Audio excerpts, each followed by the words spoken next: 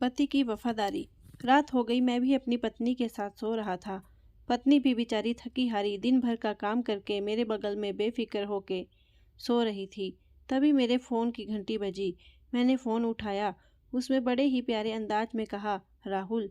मैं भी हैरान था कि एक अनजान औरत की आवाज़ थी, पर वो मुझे जानती थी। मैंने कहा, क्या आप मुझे जानते हो?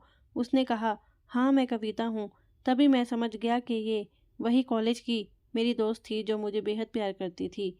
वो मुझसे कहती कि वो मुझे अभी भी प्यार करती है और मुझे कुछ फ़ोटोज़ भी भेजे। वो सच में पहले से बहुत खूबसूरत दिख रही थी। मैंने एक नज़र अपनी पत्नी की ओर देखा, जो अपने परिवार की लाडली थी, जिसके दुखी होने पर एक पिता दुखी होता, माँ रोती। अब छोड़कर शादी किए अनजाने के साथ आई हुई थी। मेरे बगल में वो बेसुध सोई थी। पति ने कविता की फ़ोटोज़ डिलीट की और उसे फ़ोन से ब्लॉक कर दिया और चुपचाप सो गया। आंखें बंद कर उसने सोचा कि मैं एक पति हूँ। मेरे परिवार के प्रति कुछ नियम हैं जिन्हें मैं सदैव निभाऊंगा। कभी अपना बसाया घर नहीं तोड़ूंगा।